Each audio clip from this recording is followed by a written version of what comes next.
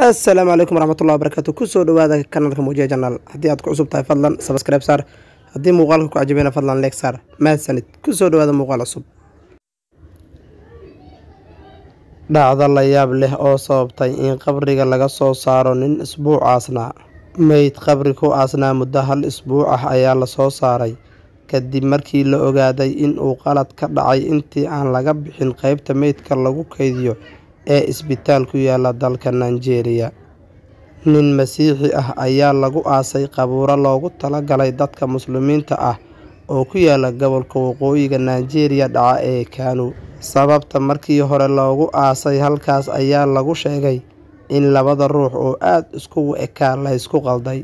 Amiinu Aadam oo ah imaamka guud ee bulshada ku dhaqan bartamaha gobolka Kano ayaa warbaahinta u sheegay in uu isagu qaatay mas'uuliyadda jahwareerkii dhacay.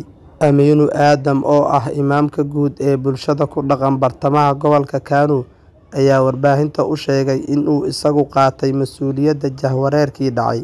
waxaana loo sheegay in Cabdullaahi Obinwa oo meydkiisa ku jiro qaanada lambarka 22 ee qaybta meydka lagu kaydiyo. markii aan anigu tagay in aan soo aqoonsadana Bensal Agency ayaa ila ekaaday Obinwa oona nala noolaa muddo 40 sano ah. labadooduna waxay ahaayeen niman jir ahaan iyo dhirir ahaanba la isku soo qaban karo garna ma lahayn ayuu yidhi Master Adam. qaladka dhacay ayaa laga war helay kadib markii qoyska Agency ay tageen isbitaalka iyagoo qorsheynaya aas wiilkooda geeriyooday. kadibna waxay ogaadeen in uu meydkiisa maqan yahay. kadib markii ay xaqiijiyeen in lagu aasay qabuuraha muslimiinta waxay u dacwoodeen maxkamad taasoo u ogolaatay in ay la soo baxaan meydkooda. qoyska Agency waxay heleen meydkiisa laakiin waxaa ilaa hadda meelna lagu sheegin meydka Cabdullaahi oo weli la raadinayo. maamulka isbitaalka Amiinu Kano oo ah meesha uu qaladkan dad badan ka yaabiyay ka dhacay ayaa warbaahinta u sheegay in uu hadda baaritaan wadaan.